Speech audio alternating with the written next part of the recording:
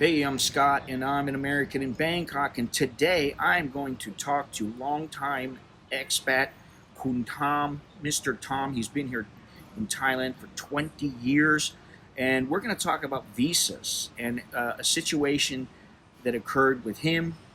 And his stay of extension was going to expire, and he needed a little bit more time. So let me just turn it over to Tom, and he's going to tell you everything that happened. Okay, so Tom, why don't you tell us a little bit about yourself and also why we're talking about this visa situation, your own visa situation, actually, because I think it might help some of the viewers. So why don't we just get right into it, and I'll let you take it away. Okay, Scott, thanks. Appreciate that, and happy to share my experience with your audience. As you said, I'm a 20-year expat. I've had business visas and owned businesses in Thailand. I'm married to a Thai wife. So I've come and gone for 20 years in and out of Thailand on tourist visas, visa entry without visa, business visas, spouse visas. So I've run the gambit, but the rules are constantly changing. And through the 2 years that we've had of COVID, rules changed, and as we're coming out, the rules are changing even more. In my case, just to share with you where I've been on this most recent stay in Thailand, I returned to Thailand during COVID at a time when I needed to go through quarantine. So I came through on a multiple entry spouse visa, which allowed me to come and go out of the country for a year. And I came in September of 2000. But I couldn't come and go out of Thailand on a practical level because all the borders were closed because of COVID. So I couldn't just...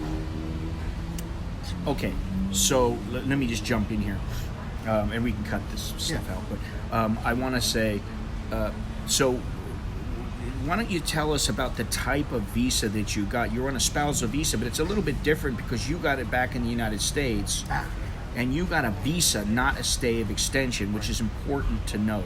Yeah, there's a difference, Scott, between a visa, which can only be issued at a consulate for that country outside of the country, and an entry stamp which allows you to come into the country or stay in the country. So I sent my passport with all the required paperwork to the consular office at the Thai embassy in Washington, D.C.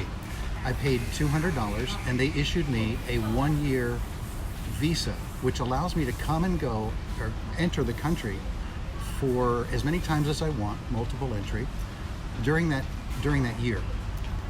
So you got a multiple entry visa, but the difference, one thing that we should note is that you are required to leave every 90 days. You need to leave Thailand. So during the pandemic, that could be, yes, that was a bit of a problem, right? So the 1-year multiple entry visa for a spouse sounds wonderful. I can come and go as many times as I want in 1 year. But the limitation of that visa is each stay can only be a maximum of 90 days. So you're required to physically leave the country before that 90 days expires. And you like that, actually, because it gives you a reason to get out. You go with your wife, take a little trip. Yeah, my wife so and I we go to Siem Reap, we go to Vientiane, we just go to Singapore, we take a break from Thailand together as a couple. And so it doesn't have to be at the 90-day mark. Sometimes it's 80 days or 70 days. You don't have to stress out till that 90 days. Okay, so what happened recently, because as I understand it, and we've talked about this, your visa was going to expire. You had got a stay of extension, I believe. Yeah, let me walk you through all of it. So during the COVID, I couldn't just come and go because it would require me to go into quarantine in the departure country and back into quarantine coming back into Thailand. Impractical and extremely expensive. But the Thai government had some special rules in place which allowed a 60-day extension because of COVID. And I took advantage of that for almost a year. At the end of the year, I was faced with either I'd go back to the States, leave Thailand, and come back in. My wife and I decided that we would apply for a 1-year extension of stay, even though I'd already been in Thailand for a year. My visa was still valid, and as long as the visa is valid, you can apply for the extension of stay. So I applied for the extension of stay, put the money in the bank 60 days in advance. It's that's a requirement for an in-country spouse extension of stay. You have to have 400,000 baht in the Thai bank 60 days before you make the application. We prepared for that. All that was taken care of. I got the 1-year extension of stay with a multiple entry stamp, a re-entry stamp, which is not the same as a visa. Functionally, it gives you the same type of benefit, but legally and regulation-wise, it's not the same. So I got the multiple entry, so I could, if I wanted to, come and go out of Thailand. Without that, if I left Thailand, my 1 year multiple entry, my 1 year extension of stay would immediately expire. Right. So here we are, September of 2000. That was in September of 2021. Fast forward a year, September 2022. I didn't put 400,000 baht in my bank account in preparation for this because I thought it would be easy enough for me to get a 90-day extension, because I want to go back to the States in November for a lot of personal reasons. My wife is working. We just want to go back in November. We want to spend Thanksgiving and Christmas and New Year's in the States. I'll apply for a new visa through the Thai embassy, and it resets my whole immigration status in Thailand when I get the new visa from the embassy. But the challenge was, how do I go from September to November without overstay? So my plan was, I would go to the immigration office and I would apply for a 60-day extension. That would take me to the beginning of November. And I could, leave in the beginning of November, but it would be nice if I could have a little extra to go to the end of November, but take things one step at a time. So I went into the immigration office, and the immigration officer nicely reviewed my paperwork, and she dropped a bombshell on me, surprise. She said, one of these 60-day extensions from last year was not a COVID-19 extension. I said, oh really? I didn't know that. She said, yeah, it was a 60-day spouse extension. I said, and okay. And she said, and according to the rules, the regulations for your 1 year multiple entry spouse visa, you're only allowed one 60-day extension.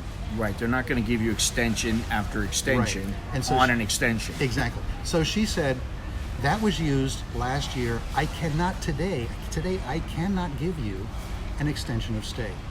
I said, oh my gosh, what are my choices? She said, you can leave the country, or you can have 400,000 baht in the bank for 60 days. I said, well, I didn't prepare for that. She said, well, I can't do anything for you. The only choice is overstay or leave the country. So you don't want to overstay. And you don't want to overstay. No. And so my wife and I hopped in the car and we drove 2.5 hours to the Cambodian border at Thai town called Aranyapatet. The Cambodian side is called Phoi Phet. The intention here was to terminate my spouse status, leave the country across a land border, come back into the country as a 30-day no visa entry. So you're basically doing a visa run. I was basically, even though it's not a visa, a visa-free visa run. I was doing what people traditionally call a visa run. Well, when I got to the exit, the departure, the Thai immigration officer called me over. She reviewed my paperwork, and she said, one time, a long time, you went across the border on the land once. I said, yes, I did once. She said, in the last year, in this calendar year. And she said, this will be your second one, so you won't be able to do it a third time. I said, I'm okay with that. She was being nice to me.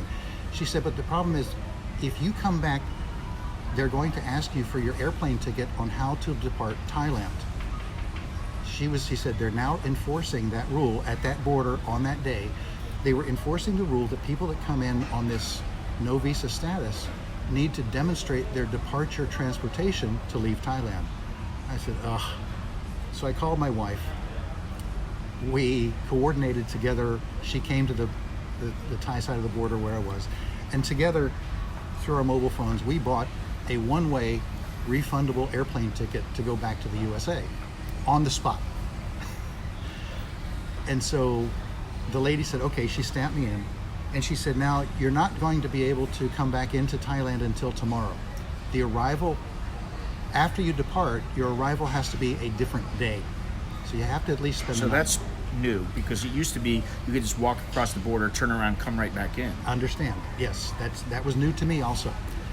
And so I tested it. I walked across the border, had coffee. I actually called Scott, talked to Scott for a little bit that day. It was Friday. I was in Phoi Phet, Cambodia, And I got up at about 5 o'clock in the evening. I walked across the border. I tried to stamp out of Phuket, out of Cambodia, and the officer said, "Oh, this is the same day. You can't go to Thailand."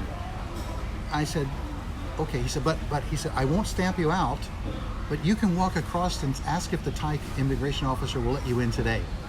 If they will let you in today, come back to me. I'll stamp you out and you can go across." They're very accommodating. They're being very nice to me. So I did. I walked across to the Thai arrival side. They gave me to a supervisor. I asked to speak to a supervisor. The supervisor reviewed my paperwork. She said, "No, you need to spend the night and you'll be okay tomorrow." I said, "Great." So I found a hotel. I spent the night. I got up at 6 o'clock in the morning. I had some coffee. My wife was spending the night in Thailand. And so on the Thai side of the border at a hotel. So I walked across the border. The immigration officer reviewed my paperwork. She decided to send me to the supervisor. It happened to be the same supervisor as the night before. And she recognized me. She said, "Oh, you're yesterday." Yeah. And she spoke very good English. Her English was very good. And she said, tell me about all these stamps. Not in a confrontational way, but just kind of casually tell me about your stamps. So I told her the same story I just told you about immigration and about COVID and stamps and 60-day extensions. And she said, it's very clear you're trying to follow the rules. She said, if I felt like you're not following the rules or if you're trying to cheat me, she said, I wouldn't let you in the country. But I believe you. I think you're being honest. I'm going to let you in the country. She said, but you're only going to have 30 days. I said, true. And she said, I see your airplane ticket is for 29 September. I said, yes, I want to change that to early November. And she said, well, if you want to change that, you might have problems. I said, I will go to the immigration office in Bangkok and I will cooperate with them about my next departure. She said, good. I'm glad to hear you say that. I believe you. And that's when she took me over to the stand and she stamped me in herself as a supervisor. Now, her concern was that you had the spousal visa before, and then you had the extension, and you had the COVID extensions, and that you were just going to come back in, and now you're on a visa-free entry. So that was her concern about letting you into the country, whether or not she should let you into the country. There are so many extensions and entries and exits over land. There's two. I'm on my second entry into the country on land. She says it looks bad. She didn't say it was violating. It looks like rules. You're doing visa runs. It looks and like they don't want that. It looks like I'm trying to violate the intent of the law. Okay. And I agree with her. But I thanked her very, very sincerely. So my options now, my current stay is until October 8th. I still want to leave in November if possible.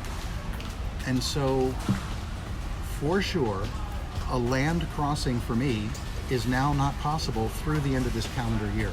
Okay. It's January through December. But you can get an extension on this visa-free entry that you just had. You can get at least a 30-day extension, possibly a 45-day, since they're bumping up the amount of time that foreigners coming in on a visa-free entry are allowed to get, and that also means they get a 45-day extension as well. However, since you have a 30-day visa-free entry, it's not clear if you're going to only get 30 days or you're going to get 45 days. But if you get the 45 days, that will give you plenty of time to do everything you want, and you'll be set. Then you go back to the United States, you get your spousal visa in the United States, which is much easier than getting it in Thailand.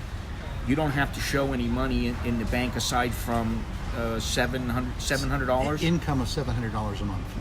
Okay. You have to declare an income of $700 a month. You don't even. I didn't have to present evidence. You didn't have to show a bank account or anything. No, just declare it. So here's the thing.